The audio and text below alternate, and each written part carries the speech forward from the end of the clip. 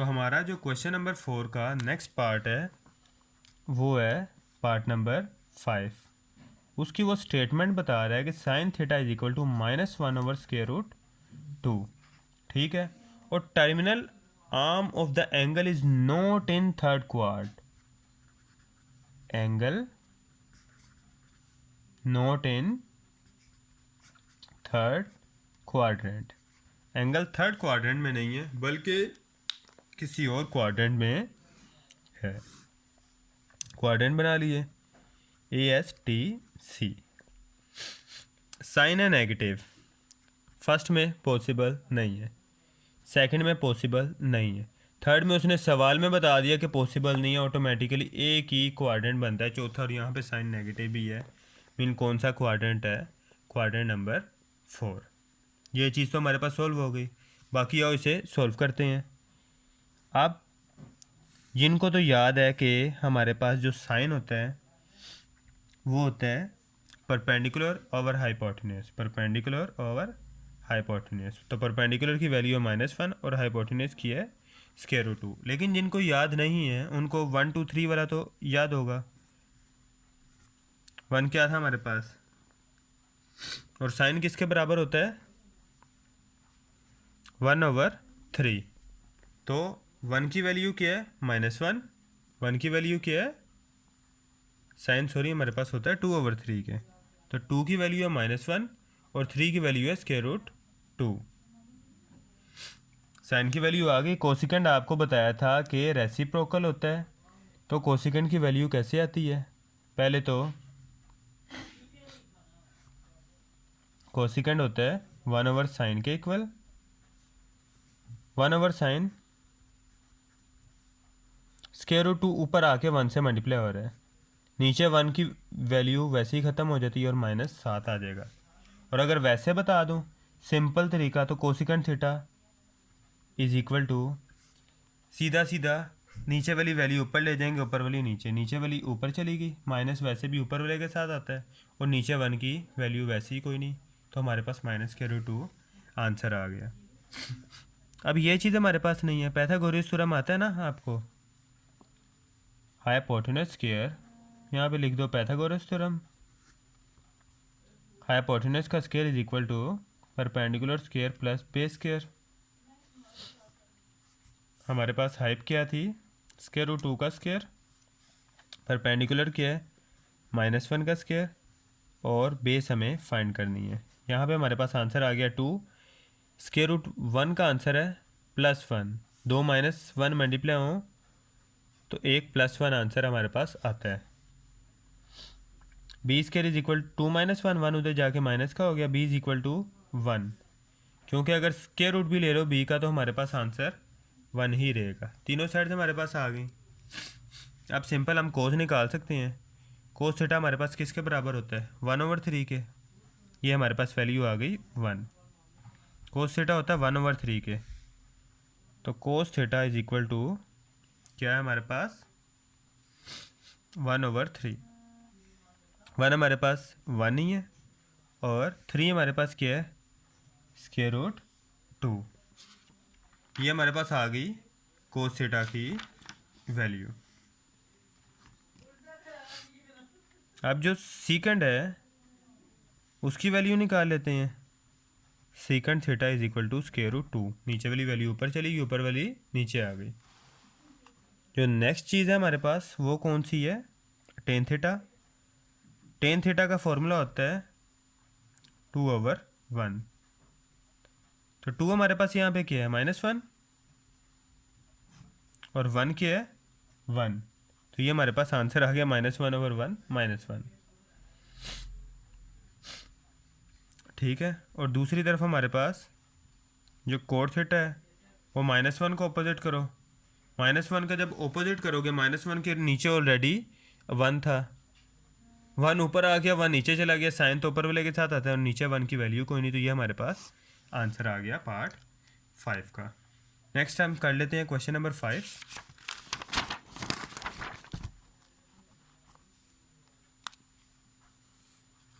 Question number 5 statement में वो कह रहा है कोट थीटा हमारे पास है 15/8, the terminal arm of the angle is not in first quadrant, find the value of cos theta and cosecant theta.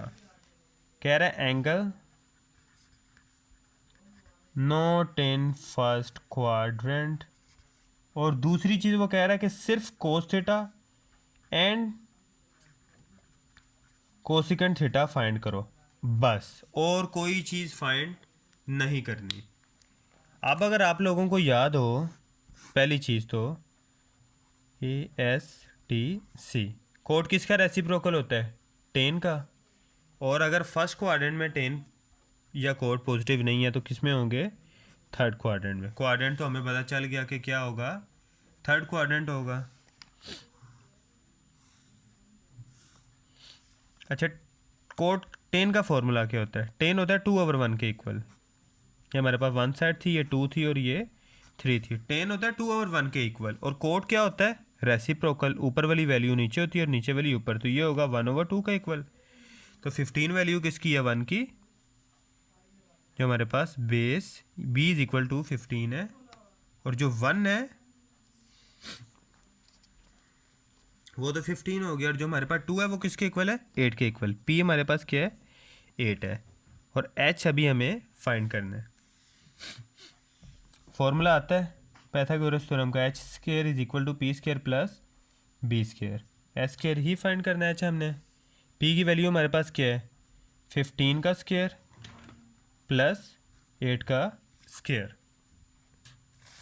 तो हमारे पास अब इन दोनों का स्क्वायर ओपन करेंगे, ये आ जाएगा 225 प्लस ये आ जाएगा 64, ये हमारे पास बनता है 289। जब h का स्क्वायर रूट लेंगे तो h का हमारे पास आंसर आ जाएगा 17, क्योंकि ये 17 का होल स्क्वायर होता है। हमारे पास h की भी वैल्यू आ गई 17।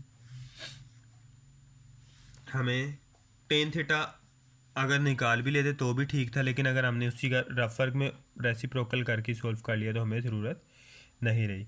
तो बाकी भी हम कोशिश करेंगे कि इसी तरह सॉल्व कर लें। कोस थीटा हमें पता है क्या होता है? कोस थीटा की वैल्यू होती है 1/3। कोस की वैल्यू क्या होती है? 1/3। 1 क्या था?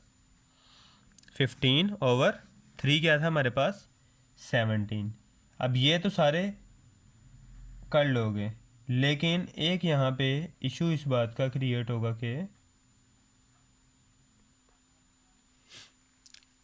थर्ड क्वाड्रेंट में तो कोस की वैल्यू होती है नेगेटिव। यहाँ पे हमारे पास पॉजिटिव कैसे आ गई? तो यहाँ पे आई बेशक पॉजिटिव है, लेकिन हमने बताना है उसको कि यहाँ पे नेगेटिव है, तो नेगेटिव आंसर हमें चाहिए। तो यहाँ पे हम कहेंगे बिकॉज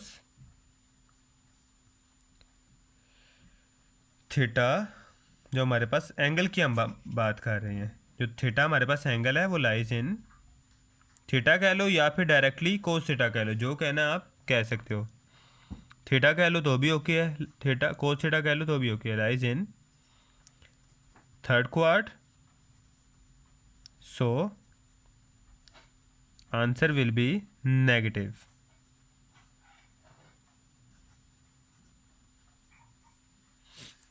तो यहाँ पे आप क्या कर दोगे? Cos theta is equal to -15/17।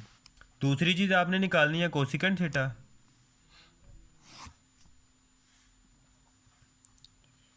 Cosecant तो हमें नहीं पता, लेकिन हमें साइन पता है कि साइन 2/3 के बराबर होता है। अगर साइन 2/3 है तो कोसिकेंट किसके बराबर होगा? 3/2 के। 3 हमारे पास क्या है साइड? 3 साइड है 17, और 2 हमारे पास क्या है? 8।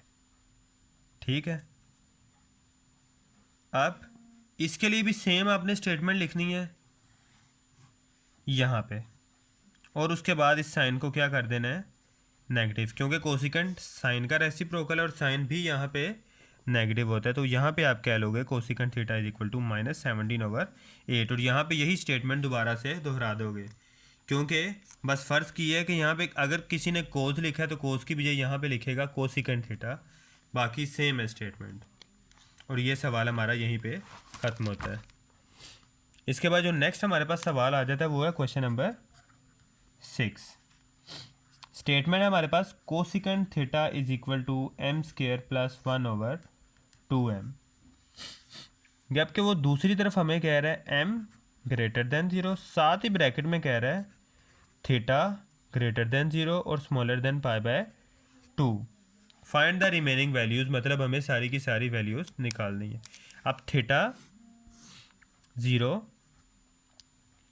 ये हमारे पास 90 होता है, ये 180, 270 और 360। अब इनके दूसरे नाम भी हैं, जैसे इसे आप पाई कहते हैं, इसे 2 पाई कहते हैं। अब ये फुल पाई है लेकिन ये इसके हाफ में मौजूद है, तो इसे कहते हैं पाई बाय 2। अब ये पाई के बाद और 2 पाई के दरमियान 1.5 पाई है, जिसे 1.5 पाई भी कहते हैं, लेकिन 1.5 पाई निकालने के लिए हमें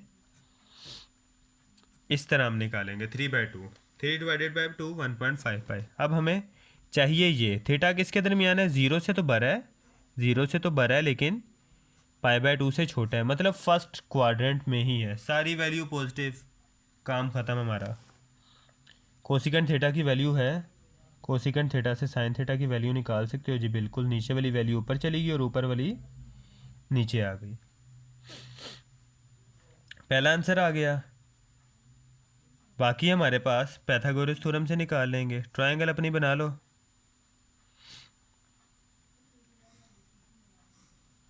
ये फर्स्ट साइड, ये सेकंड और ये थर्ड। साइन हमारे पास किसके बराबर होता है, 2/3 के। तो 2 हमारे पास क्या है, 2 साइड का नाम है 2m, जो हमारे पास p है वो क्या है 2m, और 3 साइड का क्या नाम है, जो हमारे पास h है वो है m² प्लस 1, और जो b है उसकी वैल्यू अभी हमें नहीं पता। पाइथागोरस थ्योरम लगा लेंगे। h² is equal to p² plus b²।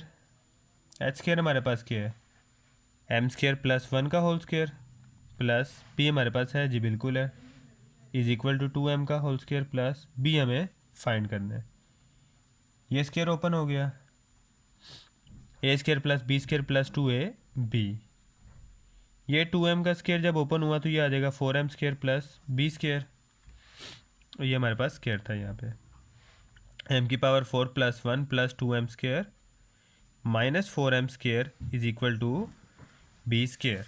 Minus 4m² plus 2m², तो ये हमारे पास आ जाएगा माइनस 2m²। m की power 4 plus 1 is equal to b²। अब ये हमारे पास m² माइनस 1 के होल स्क्वायर का फॉर्मूला नहीं था, m² प्लस 1 के होल स्क्वायर का क्या फॉर्मूला था, m4 1 और 2m², और सेम फॉर्मूला लेकिन ये माइनस क्या है, तो ये m² माइनस 1 के होल स्क्वायर का फॉर्मूला नहीं है जी, बिल्कुल है। तो ये फॉर्मूला दोबारा क्लोज कर लिया हमने। यहाँ पे जब स्क्वायर रूट लेंगे तो ये स्क्वायर जाएगा, इधर से ये जाएगा, तो ये हमारे पास b की वैल्यू बचेगी m² माइनस 1। यहाँ से हम बाकी चारों की चारों वैल्यूज़ निकाल सकते हैं। देख लेते हैं कैसे। साइन कोसिकेंट था, फर्स्ट क्वाड्रेंट है, तो ये भी हमें टेंशन ही कि कोई नेगेटिव होगा कोई पॉजिटिव होगा। Simple values. कोस थीटा हमारे पास कोस बराबर होता है 1/3 के। 1 हमारे पास क्या है साइड, m² माइनस 1, और 3 हमारे पास क्या है ओवर m² प्लस 1। सीकेंड की भी आपके पास आ गई।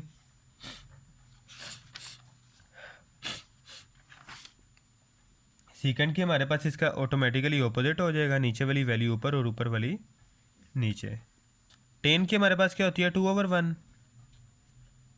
Ten theta is equal to 2 हमारे पास क्या है 2m ओवर 1 हमारे पास क्या है m² माइनस 1। यहाँ से हमारे पास कोट थीटा भी आ जाएगा, ऊपर वाली वैल्यू नीचे और नीचे वाली ऊपर। तो हमारे पास इस एक्सरसाइज का जो लास्ट क्वेश्चन है वो है क्वेश्चन नंबर 8 है, वो भी सेम, लेकिन मजबूरी हमने सारा ALP कवर करना है।